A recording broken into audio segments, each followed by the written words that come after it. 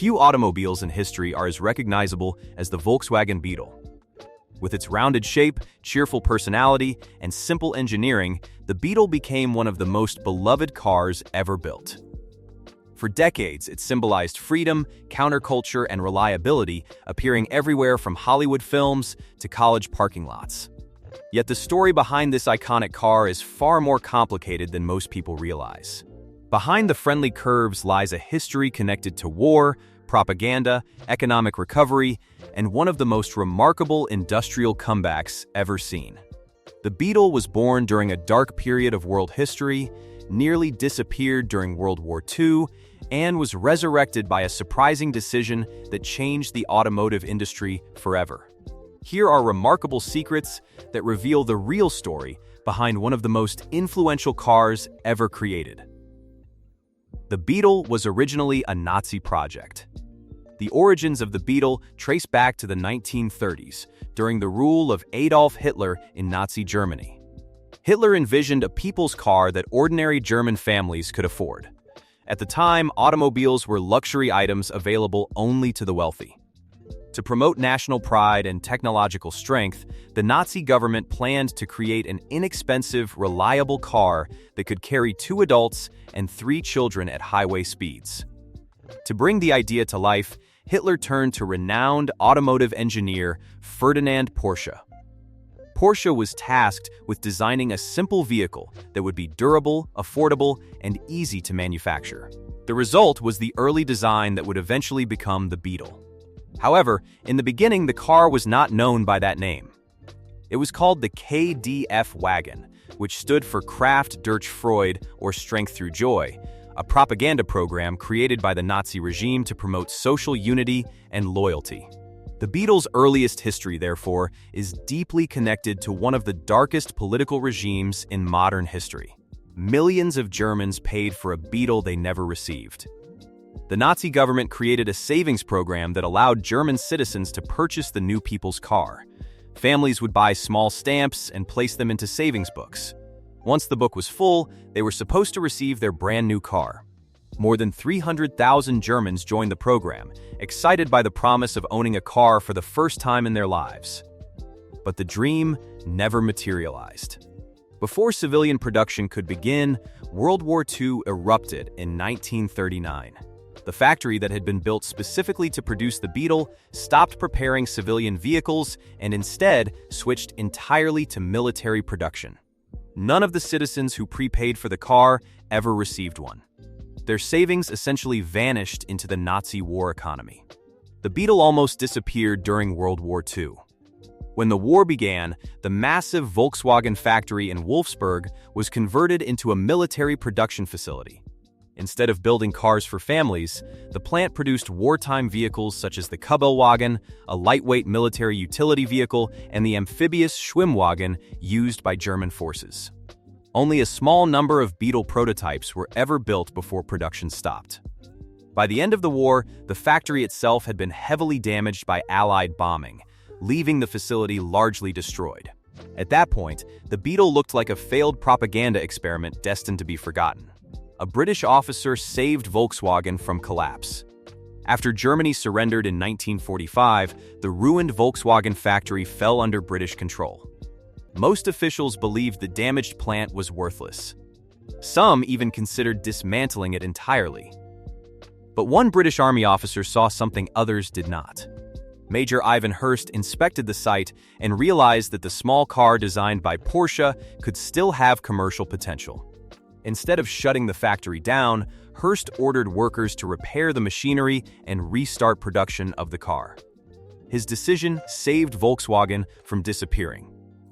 To support post-war reconstruction efforts, the British military ordered 20,000 Beetles, giving the factory the funding it needed to survive. Without that single decision, the Volkswagen brand might never have existed beyond the war. Other automakers rejected the Beetle. Before production restarted, the British government attempted to transfer ownership of the Volkswagen factory to other car manufacturers. Surprisingly, none of them wanted it. Executives from Ford Motor Company reportedly examined the car and dismissed it as having little commercial value. Companies like General Motors and Fiat also declined the opportunity. They believed the unusual design and small engine would never succeed in the global market. History would prove them very wrong. The Volkswagen factory used forced labor during the war. One of the darkest chapters in the Beetle's history involves forced labor during World War II. The Volkswagen factory relied heavily on workers brought from occupied territories. Many were prisoners of war or civilians forced to work under extremely harsh conditions. Historians estimate that more than 15,000 forced laborers were used at the plant during the war. Workers faced long hours, minimal food, and brutal treatment. Some did not survive the experience. For many decades, this painful history remained largely unacknowledged.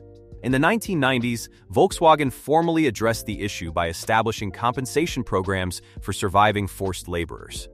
The episode remains an important reminder that even beloved products can have troubling origins. Beetle was never the official name. Interestingly, the famous name Beetle was never part of Volkswagen's original plan. The company initially referred to the car simply as the Volkswagen Type 1. However, the public quickly began calling it the Beetle because of its distinctive rounded shape that resembled a bug. The nickname spread rapidly across the world. Different countries developed their own names for the car. In Brazil, it became known as Fusca. In France, it was called Coccinelle. In Mexico, it became famous as Vocho. Eventually, the nickname became so popular that Volkswagen itself embraced it. The Beetle could actually float. One of the strangest stories about the Beetle involves water. Although it was never designed as a boat, the Beetle's tightly sealed body and curved shape occasionally allowed it to float briefly in water. There were real cases in the 1940s and 1950s where drivers accidentally drove into deep water and discovered the car remained afloat long enough to escape. This unusual buoyancy was partly due to design ideas developed during wartime amphibious vehicles like the Schwimmwagen. While a Beetle certainly isn't a boat, the strange phenomenon helped build the car's reputation for toughness. The air-cooled engine was brilliantly simple. One of the Beetle's greatest engineering advantages was its air-cooled engine. Unlike most cars that rely on liquid cooling systems with radiators and coolant, the Beetle used airflow and metal cooling fins to regulate engine temperature. This eliminated several common mechanical problems. Without coolant, there was no risk of freezing in winter or overheating from leaks. The design also reduced maintenance complexity. The engine was mounted at the rear of the car, which improved traction in slippery conditions and gave the Beetle its distinctive mechanical layout. This simplicity made the Beetle extremely durable and ideal for remote areas where mechanics were scarce. The Beetle became a mechanic's favorite. Another reason for the Beetle's popularity was how easy it was to repair. The car's mechanical layout allowed mechanics to remove the entire engine in about 15 minutes using basic tools. Compared with modern vehicles filled with complex electronics and tightly packed components, the Beetle was remarkably accessible. Because of this simplicity, the Beetle became a favorite in automotive repair schools and among hobbyists. For many people, it was the first car they ever learned to fix themselves. The Beetle quietly became the world's best-selling car. By the early 1970s, the Beetle had achieved something extraordinary. In 1972, it surpassed the production record previously held by the legendary Ford Model T, which had dominated automotive history for decades. More than 15 million Beetles had been produced by that time. Eventually, total production exceeded 21 million cars, making the Beetle one of the most successful automobiles ever manufactured. Even in the United States, where large V8-powered cars were popular, the small German import found massive success. The final Beetle rolled off the line in 2003. The classic Beetle's long journey finally came to an end on July 30th, 2003.